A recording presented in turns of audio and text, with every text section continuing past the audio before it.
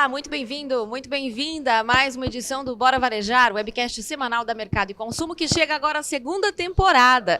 Depois de quase 40 episódios na primeira temporada, a gente retoma agora o Bora Varejar, falando bastante, muito, o ano inteiro sobre varejo e consumo no Brasil e no mundo, sobre food service, franquias, shopping centers, tecnologia associada a todos esses segmentos também. Primeiro episódio hoje, um prazer estar aqui novamente com vocês. Obrigada pela audiência na primeira temporada e fique com a gente aqui nessa segunda também. Eu sou a Ana Freitas, editora executiva do portal Mercado e Consumo. Aqui ao meu lado, Gustavo Groma, editor do portal. Tudo bem, Gustavo? Tudo bem, muito prazer estar de volta aqui no Bora Varejar. E com esse fundo aqui especial, né, Ana? Super especial. Deu para notar que a gente não está no nosso cenário convencional aí, né? A gente está aqui em Nova York, nos Estados Unidos, onde todo mês de janeiro acontece a NRF. E a NRF 2024 teve mais uma vez uma cobertura ampla, profunda, especial da Mercado e Consumo. A gente está aqui neste momento num hotel que dá vista para o Central Park, como vocês podem ver nessa paisagem linda aqui. Tem neve no Central Park. Gelado Central Park. Geladinho, exatamente. Muito gostoso estar aqui nessa época do ano para acompanhar o conteúdo e para acompanhar o cenário também, não podemos negar, né? E ao nosso lado aqui, no nosso meio aqui, é o nosso convidado de hoje, que é o Marcos Gouveia de Souza, publisher da Mercado e Consumo, fundador e diretor-geral da Gouveia Ecosystem. Tudo bem, Marcos? Ótimo estar de novo aqui em Nova York, depois de muitos e muitos anos acompanhando o evento, a NRF Show, para tentar, nesse instante que estamos concluindo, né, essa etapa 2024, entendermos o que de melhor ficou e seus impactos no Brasil. Pois é, concluindo a etapa NRF, e depois tem vários outros momentos em que a gente ainda vai debater os insights, eventos inclusive, né, em que a gente vai debater os insights aprendizados, como levar isso para o Brasil no pós-NRF, aí que a gente chama, quando a gente volta para São Paulo. Se vocês estiverem vendo esse episódio aqui, a gente já estará de volta a São Paulo, a NRF já terá terminado, mas a gente quis gravar nesse lugar especial aqui, na cidade mesmo, para dar esse tom aqui, né? Essa proximidade com tudo que a gente vivenciou. Marcos, de tudo que você vivenciou, e foi muita coisa, a gente está aqui há 10 dias quase, né? O que você destaca aí de começo para o nosso ouvinte, leitor, espectador? Bom, Ana, acho que em primeiro lugar é importante, né, para quem está nos acompanhando, que fique claro que o programa não é só a NRF, como você destacava. Ele começa com a preparação, porque tem todas as reuniões preparatórias com quem vai estar conosco, para que conheçam o ambiente, o cenário, as perspectivas e, depois disso, aqui possam tirar o melhor proveito possível do que será visto na própria NRF e nos eventos paralelos que a gente faz. Só para recordar, foram 3 dias de visitas que começaram de uma forma diferenciada esse ano, né, com a peça De Volta para o Futuro, depois que o tema do ano passado foi o Back to Basics. Em seguida, as visitas, nós tivemos as nossas reuniões de discussão daquilo que se aprendia na visita, depois a NRF com debates reunindo todo mundo e, na quarta-feira, o nosso evento, hoje, o nosso evento de fechamento, que é o Retail Executive Summit. Bom, a história da transformação do varejo, né, é uma história que tem uma dinâmica própria muito grande. E um dos temas que marcou neste ano, e marcou perante os norte-americanos, mas principalmente por conta de todos os contatos, viagens e conexões que nós temos feito, China, Índia, Coreia e tudo mais, é que, se você quiser entender o que de fato está acontecendo no varejo do mundo, já não é possível vir só aos Estados Unidos. Quando nós começamos a participar da NRF, e isso foi 38 anos atrás, você vinha aos Estados Unidos e tinha o que de melhor acontecia no mundo. Se quisesse sofisticar, ia à Europa e tinha alguma coisa também. Hoje, é preciso ter muito claro que as transformações estão acontecendo numa velocidade muito grande no mundo todo. O que tem acontecido na China, o que tem acontecido na Índia, o que tem acontecido na Coreia, na Indonésia e outros países, mostra que o eixo de deslocamento dessa transformação está ampliando muito. E é por isso que nós temos os nossos outros programas internacionais.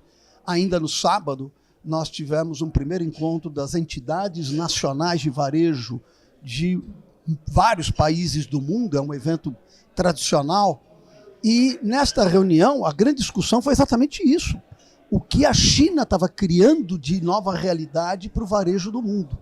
O crescimento dos instrumentos digitais, com a incorporação da inteligência artificial, isso trazido por ponto de venda, essas coisas todas, que mostram que mesmo os norte-americanos, que historicamente estiveram acostumados a liderar as transformações de varejo no mundo, têm que olhar hoje com uma certa humildade aquilo que está acontecendo fora para ir buscar inspiração. Até porque o crescimento das plataformas chinesas no varejo norte-americano é estonteante. E eles se surpreendem com os números, o quanto elas estão avançando, e nós sabemos que está acontecendo também no Brasil, isso está acontecendo também na Europa. E com uma forma diferente de fazer varejo. Um varejo combinando com muita experiência, com entretenimento, com interação muito forte com o cliente. E isto já é um aspecto marcante, que nos fez refletir muito nas discussões que tivemos dentro do nosso grupo todo, e são os temas que nós estamos colocando nesta reunião de fechamento e que vamos reproduzir no 31 de janeiro em São Paulo. Você falou da inteligência artificial, né? E aí o Gustavo acompanhou muitos painéis, eu fiz muitas entrevistas no estúdio que a gente tinha montado. A gente montou um estúdio esse ano pelo segundo ano consecutivo dentro da área dispositiva da NRF. E os executivos, consultores que estiveram com a gente, falaram muito que acharam que, no geral, né, tanto na área Expo quanto nas palestras, a inteligência artificial foi mostrada mais como algo pé no chão, algo mais prático. O que de fato os varejistas estão fazendo com isso de forma a melhorar a desde a gestão de estoque, né, lá atrás, logística, entrega, até o atendimento também, a experiência. O que você tirou aí de inteligência artificial no evento? Para completar o que a Yana está falando, muita gente sentiu também, Marcos, que do ano passado, da NRF do ano passado para cá, o que aconteceu foi que a temática continuou mais ou menos ali a mesma, lógico, com uma coisa aqui, outra ali a mais tal, mas que agora com um aprofundamento, principalmente em inteligência artificial. Então seria como se fosse várias temáticas do ano passado, mas agora embarcadas pela inteligência artificial. Bom, foi o buzzword do ano, né, do evento principalmente. Quem não falasse de inteligência artificial em algum momento estava antiquado. Mas é preciso colocar isso na perspectiva correta. É muito buzzword, com razão, tá certo? Mas é preciso entender que inteligência artificial é algo que está gradativamente se incorporando. Sim, há uma evolução clara em relação ao ano anterior, mas as organizações devem considerar que tem pelo menos 3 dimensões importantes quando se fala em inteligência artificial. Uma é, de fato, a incorporação de inteligência artificial às ferramentas existentes para transformar as organizações em organizações mais competitivas num cenário que está dramaticamente mais competitivo. E por que dramaticamente mais competitivo? Porque o consumidor final, que é de fato quem importa, tem muitos mais instrumentos à sua disposição para pensar, comparar, acessar, entreter e comprar.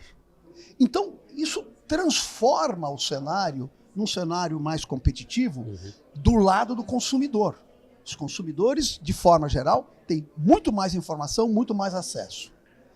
Mas também é mais competitivo porque, ao mesmo tempo, o acesso a essas ferramentas pelas organizações faz com que elas sejam também mais competitivas. Sim. Então, isso leva a barra do lado da demanda e do lado da oferta. Sem falar no fato de que a indústria, os fornecedores, as marcas, estão usando todas as alternativas disponíveis para também chegarem direto ao consumidor. Então, a barra competitiva cresceu muito. O segundo fator importante nisso tudo é que novos instrumentos estão sendo incorporados para permitir que se entregue mais, melhor e com custo mais baixo ao consumidor. O que precipita, então, essa busca que nós percebemos, especialmente na feira, de 1 milhão de alternativas de ferramentas, de tecnologia digital, incorporando a inteligência artificial. Mas tem um terceiro elemento que nós não podemos perder de vista. É que isso precipita uma transformação cultural nas organizações de uma dimensão que ninguém, de fato, tem neste momento a condição de antever, porque é muito grande. Seja no básico, que é capacitação do pessoal, capacitação e visão das lideranças, o fato de que, do lado de lá, nós temos consumidores transformados por toda essa mudança do digital e da tecnologia, mas nós temos os nossos funcionários transformados também. Porque a gente fala o tempo inteiro do consumidor, do consumidor, mas não se pode perder de vista que esse nosso consumidor também é o nosso funcionário. Sim. E isso também precipita uma transformação muito grande. Então, essas três dimensões dão o tom do que a inteligência artificial traz. De um lado, de aumento de competição, de acesso à informação, de concorrência, essas coisas todas, e precipita um repensar de uma outra dimensão.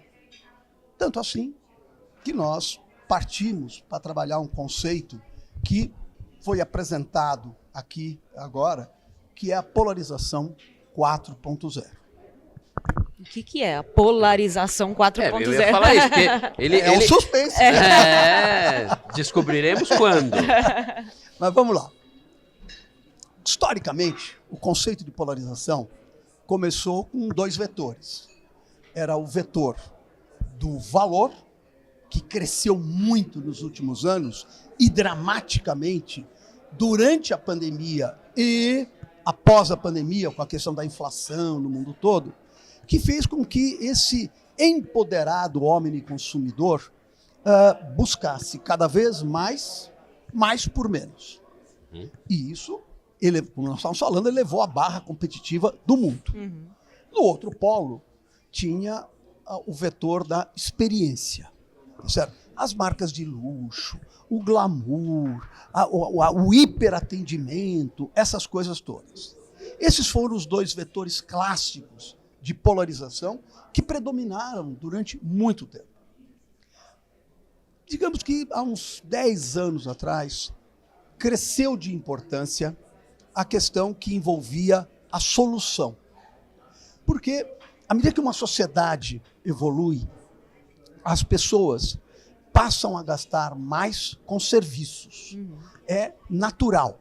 Ninguém compra 2 geladeiras por ano, mas podem fazer 2 viagens. Sim. Podem ter mais educação, entretenimento, lazer, alimentação, essas coisas todas. Então, combinar produtos com serviços, e o exemplo clássico é o food service, entregando a solução para o cliente, se transformou em algo ainda mais importante. Pré-pandemia, e foi potencializado durante a pandemia, desenvolveu-se o quarto vetor da polarização, que é a conveniência. A conveniência já vinha crescendo de importância exatamente pelo e-commerce, porque nós todos, da sociedade atual, temos mais de tudo, só não temos mais tempo. Então, a conveniência torna-se um fator crítico, tá certo? E isto vinha crescendo fortemente pré-pandemia. Durante a pandemia, sem poder sair, tornou-se ainda mais relevante. E isto está condicionando o comportamento do consumidor, principalmente também porque o e-commerce está entregando muita conveniência. É você poder comprar do mundo todo, e a gente falava de plataforma chinesa e daí para frente, é você poder comprar do mundo todo a partir da sua casa, que é o extremo da conveniência. A pandemia reforçou um pouco aquele micromercado próximo de onde você está, porque você não podia se deslocar muito. E, de novo, quanto mais o tempo se torna importante, mais a conveniência cresce de importância. Mas um elemento que se acrescentou nessa lógica da polarização 4.0, lembrando, valor, experiência, solução e conveniência, é que você exatamente está trazendo mais ferramentas para poder entregar mais a este consumidor que quer mais. E isso está nos trazendo a um outro conceito que apresentamos aqui também, que é a evolução do ponto ou do momento de relacionamento e compras com o consumidor. É o elemento que nós trouxemos agora e vamos falar um pouquinho sobre ele. Vamos falar um pouquinho sobre isso. Daqui a pouquinho vou fazer um rápido intervalo, tá certo? E aí eu quero também ouvir um pouco do Gustavo depois sobre o que a gente viu nas lojas, né? Porque a gente é jornalista, a gente cobre varejo, mas a gente não é especialista como o Marcos, obviamente. Então a gente tem essa visão de consumidor também, né? Dessa experiência do ponto de venda como consumidor. Mas mais um suspense aqui. Vamos fazer um rápido intervalo e daqui a pouquinho a gente volta com Bora Varejar. Olá, a Ana aqui, convidando você para se inscrever no canal aqui do Bora Varejar, episódio novo toda quinta-feira às 10 da manhã. Curta também o nosso conteúdo, compartilhe e, claro, acompanhe as notícias diárias da Mercado e Consumo no nosso portal, mercadoeconsumo.com.br. De volta ao Bora Varejar aqui, depois desse rápido intervalo, Bora Varejar gravado hoje diretamente de Nova York, nos Estados Unidos, onde a gente acompanhou em tempo real a NRF 2024. A gente está aqui falando com o Marcos Gouveia de Souza, falando sobre tudo que a gente viu aqui de conceito e de prática também, muita prática, né? Tudo isso que a gente vai levar aí de notícia para você no Brasil e também vocês, varejistas, quem atua no varejo, quem presta serviço por varejo, precisa ficar atento em todos esses temas. Marcos começou a falar aqui agora há pouquinho sobre o ponto de venda ali, né, a remodelação, digamos assim, de conceitos. A gente fez uma série de visitas, o Gustavo também teve a oportunidade de estar fazendo essas visitas com a gente, em lojas que estão chamando muita atenção em Nova York. Muitas foram reabertas, remodeladas do ano passado para cá, muitas são novas operações, né? E aí eu vou dar aqui o meu depoimento, depois vou passar a bola para o Gustavo. Eu achei as lojas muito, embora a gente esteja falando aqui muito de inteligência artificial e tecnologia, inovação e tudo isso, as lojas tentando inovar do seu jeito mais do atendimento mesmo, né? Da experiência, do encantamento, de ter espaços ali, mais do que espaços instagramáveis, mas espaços únicos. A gente visitou a Tiffany aqui da Quinta Avenida, por exemplo, né? Que foi remodelada depois de muito, muito tempo e ficou muito tempo fechada, inclusive. Ela nunca tinha passado por uma reforma desde 1940, não nesse tamanho. E é praticamente uma visita turística, né? Claro, se você for comprar, muito bom. Mas se você não for, você tem ali para ver peças raras, peças icônicas, tem obras de arte em todos os andares, é realmente uma experiência imersiva. Você entra na loja e se sente ali imerso naquele mundo da Tiffany. O que te chamou a atenção nas visitas aí, Gustavo? Eu gostei bastante, a gente fez ali, acho que perto de 10, visitou 10 lojas, né, de segmentos diferentes e tal, mas a que me chamou bastante atenção foi a Petco, porque é uma loja do ramo ali de pet, né? Que é um ramo importante hoje no varejo, no mercado geral. Mas eu achei muito legal como ela não é só uma loja, né? Para vender. Como tem várias vertentes, como tem a comida especializada, mas tem lá o lugar para...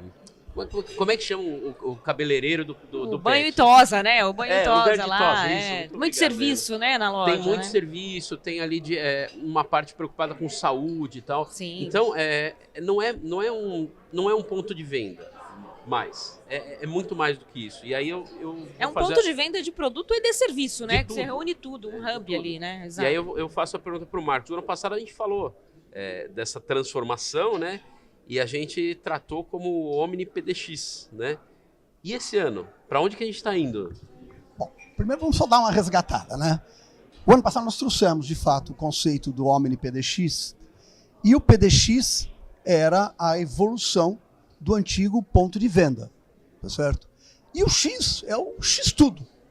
Porque, de ponto de venda, ele se transformou num ponto de experiência, num ponto de serviço, num ponto de experimentação, num ponto de relacionamento, num ponto de educação, num ponto de mídia, porque foi a evolução natural do cenário em transformação pelo avanço do digital. E Omni, porque era o Omni consumidor, que é aquele que foi reeducado, digamos assim, e evoluiu no processo dos omnicanais. Então, ele trazia a sua experiência do ambiente do e-commerce, ele traz a experiência do ambiente da venda direta, do ambiente da venda pela televisão e o ambiente da venda pelas lojas. Então, criou-se o conceito do Omni PDX.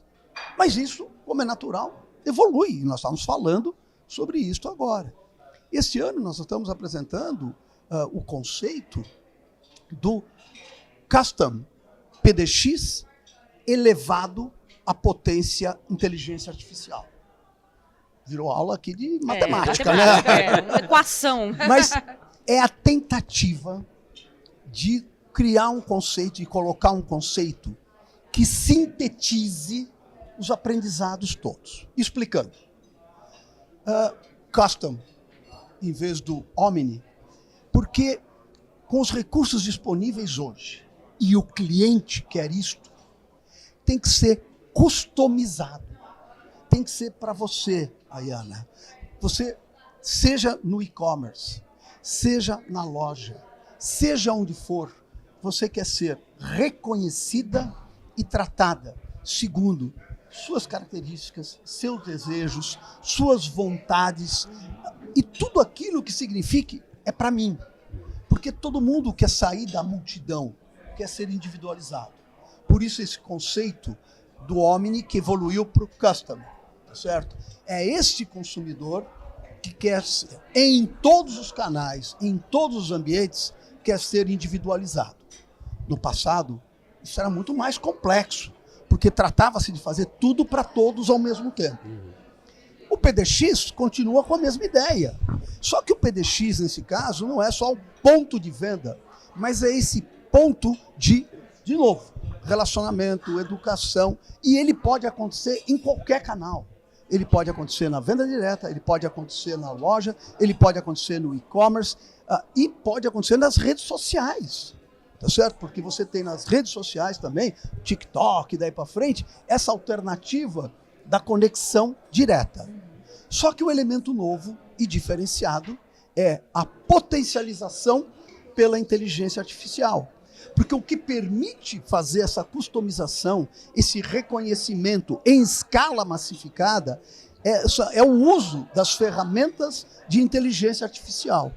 Por isso que o conceito que emergiu, eu diria quase que naturalmente, foi o Custom PDX elevado à potência inteligência artificial, que é o conceito que nós estaremos apresentando para o pessoal que está conosco aqui em Nova York, e no dia 31 de janeiro, no pós-NRF, nós vamos mostrar todos os exemplos de como isso está sendo desenvolvido, implantado, trabalhado, e mais importante, como tudo isso se conecta com a realidade global e principalmente com a realidade brasileira.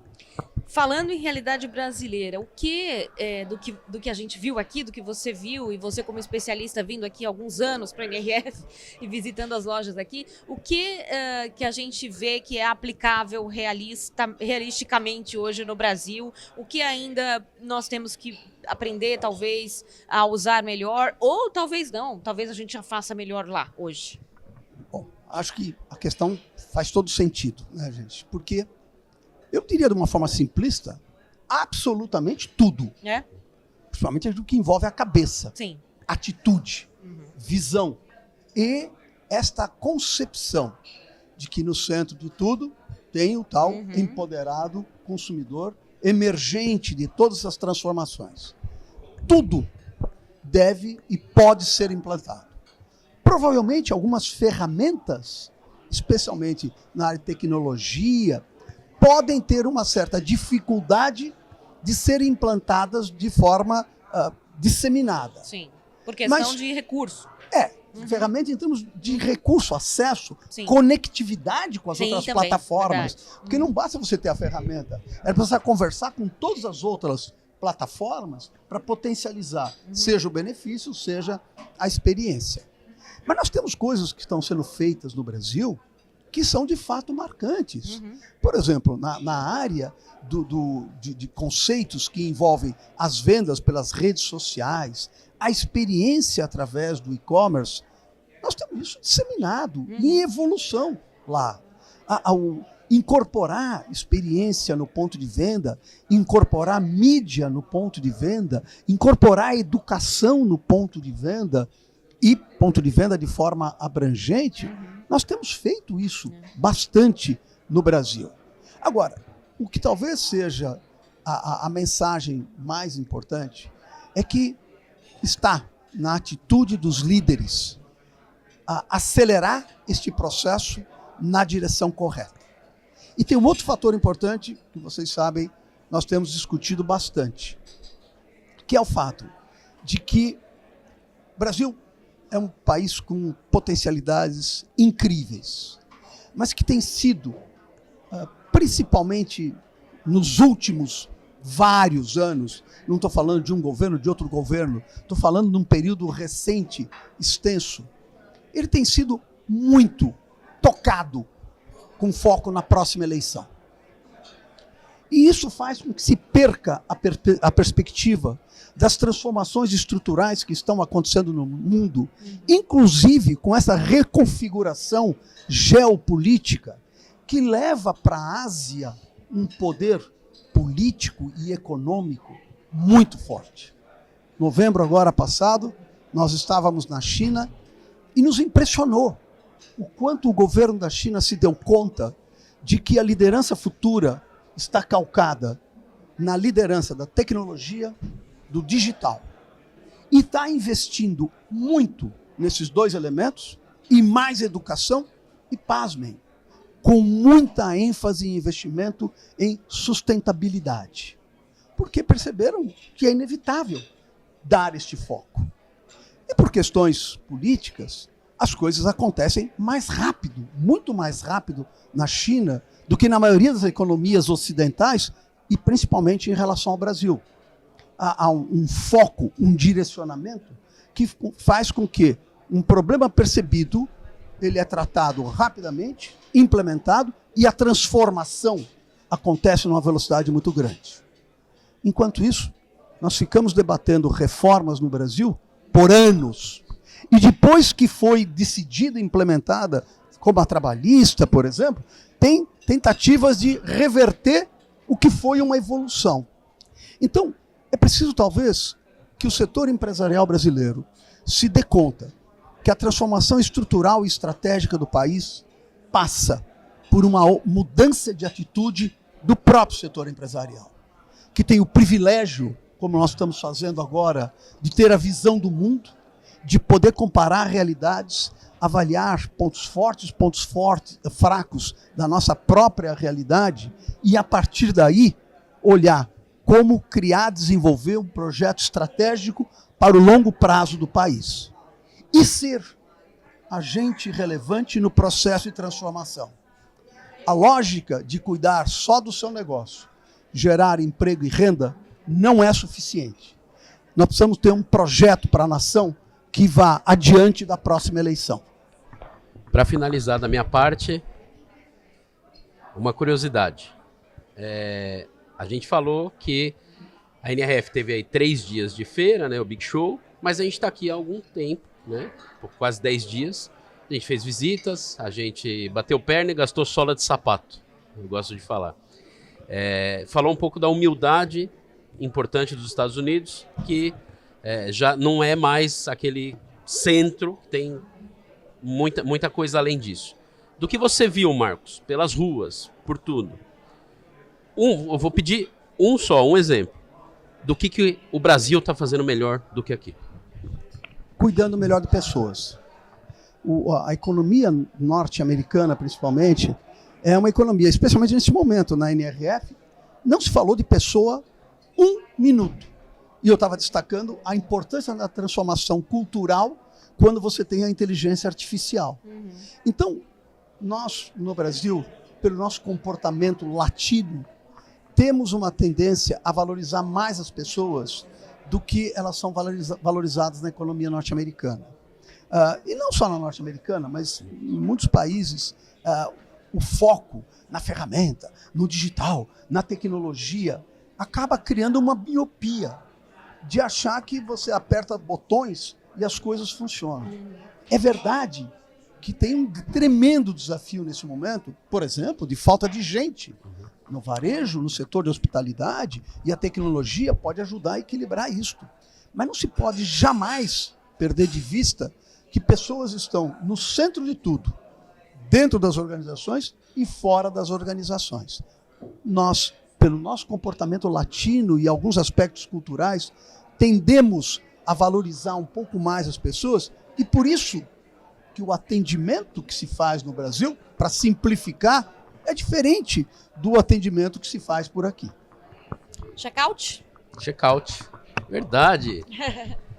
Temos no final do episódio do Bora Varejar um momento check-out, que é aquele momento onde o nosso convidado olha para a câmera da verdade e dá o seu recado final, que pode ser, Marcos, o que você quiser, sobre o que a gente falou, sobre o que você viu, sobre o que vem pela frente, o que você quiser. Bom, eu acho que está em linha com aquilo que eu falei agora há pouco, né? Eu já estou com uma certa idade, como vocês perceberam, e eu acho que, nesse momento, a questão do legado se torna importante. Mas qual é o legado que o setor empresarial brasileiro está deixando neste momento? De omissão em relação às transformações ou de protagonismo para precipitar as transformações que nós precisamos no país? Esse é o recado. Muito bom. Prazer, Marcos. Você está em casa, você é o nosso publisher, mas é sempre um prazer te receber aqui para gravações. Além de tudo, claro, o Marcos também é articulista semanal da Mercado e Consumo, você que acompanha a gente, vê toda segunda-feira lá o artigo exclusivo que o Marcos publica. Mais um prazer conversar contigo aqui, fazer parte da delegação que foi organizada pela Gouveia Experience e estamos indo embora, né? Depois de tanto tempo, cansaço e tudo mais, mas com certeza com muito mais bagagem, muito mais coisa para trazer para vocês de informação também. Prazer, Marcos, mais uma vez. Obrigado vocês por me receberem. Gustavo, também prazer, espero que, bom, temos ainda muito que levar para os nossos leitores, para os nossos ouvintes, espectadores sobre o conteúdo, né? Mas com certeza a gente saiu daqui com muito mais repertório, como você sempre diz, não só do Bora, mas também de toda essa viagem, né? Sem dúvida, sem dúvida. A gente vai destrinchar muito aí nas próximas semanas, meses. E eu não posso deixar de falar, eu sempre falo, que eu gosto do Bora, Marcos, porque eu sempre saio de um Bora melhor do que quando eu comecei. E não podia ser diferente com você, é sempre um prazer e é sempre um aprendizado bater papo, seja na frente das câmeras, seja fora das câmeras, com o Marcos Gouveia. Obrigado. Obrigado a vocês, gente. Obrigada a vocês que acompanham o Bora Varejar, não percam, segunda temporada só começando, teremos aí muito ainda o que debater sobre varejo de consumo no Brasil e no mundo, e claro, acompanhe a gente diariamente no nosso portal mercadoeconsumo.com.br, nas redes sociais também no YouTube. Obrigada e até a próxima.